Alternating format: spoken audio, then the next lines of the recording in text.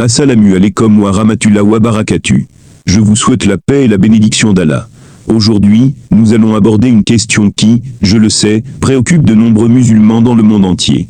C'est une question délicate, souvent ignorée ou mal comprise, mais qui mérite d'être traitée avec la plus grande attention. Allah accepte-t-il la prière de celui qui regarde des films pornographiques ?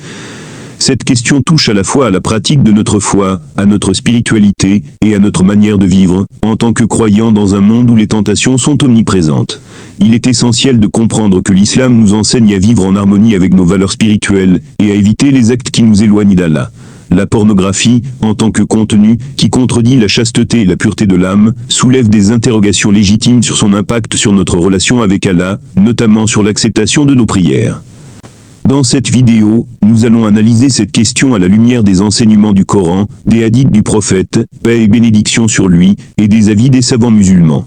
Nous chercherons à répondre de manière claire et nuancée, afin de mieux comprendre la position de l'islam sur ce sujet important, et de vous aider à prendre les bonnes décisions, pour préserver votre foi et votre relation avec Allah. L'interdit de la pornographie en islam. L'islam place un accent particulier sur la préservation de la pureté morale et spirituelle des croyants, considérant que la chasteté et la dignité sont des valeurs fondamentales pour une vie équilibrée et harmonieuse. La consommation de pornographie va à l'encontre de ces principes en exposant l'individu à des tentations qui, au lieu de l'élever spirituellement, le poussent vers la dégradation morale et l'immoralité. Le Coran, dans la sourate An-Nour, invite les croyants à baisser leur regard et à garder leur chasteté. Cette injonction est très explicite et montre que toute forme de stimulation sensorielle liée à des désirs impurs, y compris à travers des contenus visuels comme la pornographie, est à éviter. En effet, l'islam encourage à maintenir un regard pur, et par extension une conduite pure, comme un moyen de préserver l'intégrité du croyant. De plus, l'islam va au-delà de la simple prévention de la fornication. Il cherche à protéger la personne de l'ensemble des facteurs qui peuvent la conduire à cette pratique. Regarder des films pornographiques est souvent associé à des comportements qui perturbent la relation d'un individu avec son créateur, nuisant à son bien-être émotionnel et spirituel. Cela engendre également des addictions difficiles à surmonter, augmentant la tentation de se livrer à des péchés comme la masturbation, qui n'est pas autorisée dans l'islam. Cette dégradation progressive de l'état spirituel éloigne l'individu de la paix intérieure et de la proximité avec Allah. L'acceptation de la prière en islam. L'une des préoccupations principales qui se pose après la consommation de pornographie est la validité de la prière, particulièrement en cas d'impureté rituelle, janaba. En islam, la prière est un acte sacré et ne peut être accomplie correctement que lorsque la personne est dans un état de pureté rituelle. Si quelqu'un se livre à la masturbation après avoir regardé du contenu pornographique, il est dans un état de janaba et doit impérativement effectuer le ghusl, ablution majeure, avant d'accomplir sa prière. Si ce rite est négligé, la prière de ces personnes sera invalide. Cependant, même si la personne ne tombe pas dans la masturbation, le simple fait de regarder de la pornographie constitue un péché.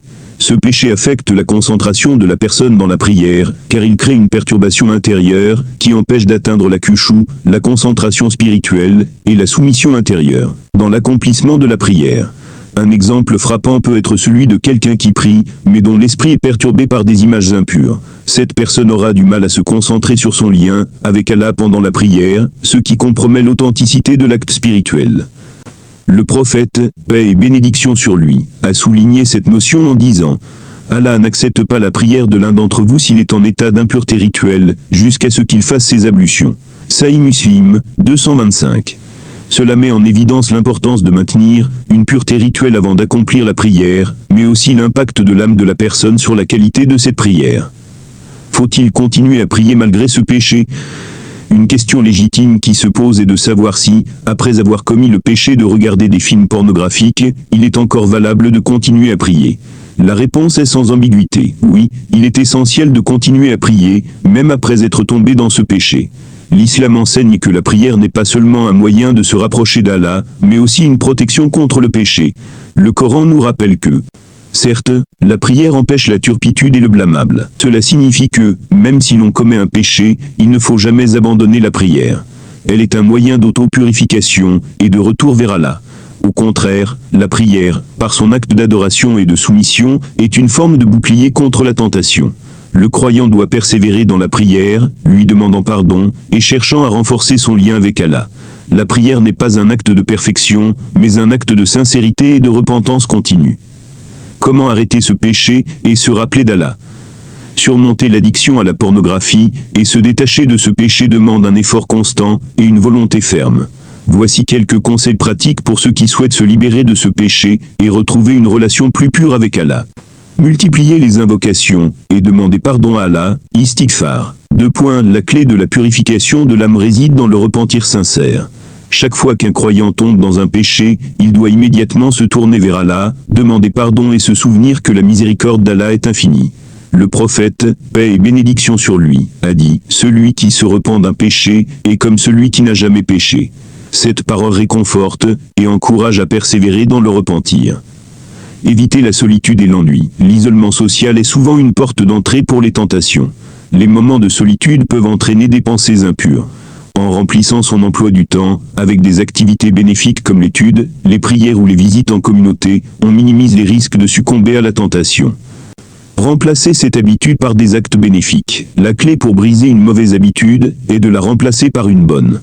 Par exemple, la lecture du Coran, les prières supplémentaires, comme le tahajjud ou les prières de Sunna, l'engagement dans des activités physiques, ou même l'apprentissage d'un domaine religieux, peuvent non seulement remplir l'esprit de pensées positives, mais aussi renforcer la discipline spirituelle. Se rappeler de la responsabilité devant Allah. Chaque action sur terre est une préparation pour le jour du jugement. Se souvenir de cette réalité peut inciter à la vigilance et à l'effort, pour rester sur le droit chemin. Allah nous rappelle dans le Coran qu'il est le meilleur des juges, et que chacun de nos actes a des conséquences dans l'au-delà. En appliquant ces conseils, tout croyant peut espérer s'éloigner de la tentation, et avancer sur le chemin du repentir. Le processus de purification spirituelle est un cheminement graduel, et un acte de foi, où chaque effort compte, et chaque retour sincère vers Allah est honoré. En résumé, Allah est miséricordieux.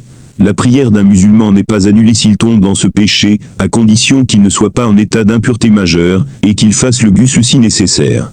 Cependant, il est essentiel de se repentir sincèrement, de demander pardon à Allah, et de lutter contre cette habitude, pour préserver sa spiritualité. La prière demeure un moyen puissant de purification et de rapprochement avec Allah, même en cas de péché, tant que l'on revient sincèrement vers lui. Qu'Allah nous accorde la force de rester ferme dans notre foi, et nous protège des tentations. Qu'il accepte nos prières, et nous guide toujours sur le droit chemin. Amen. Si cette vidéo t'a été utile, partage-la et laisse un commentaire. N'oublie pas de t'abonner, pour plus de contenu sur la foi et la spiritualité en islam. Qu'Allah nous guide tous sur le droit chemin. Assalamu alaikum wa rahmatullahi wa barakatuh.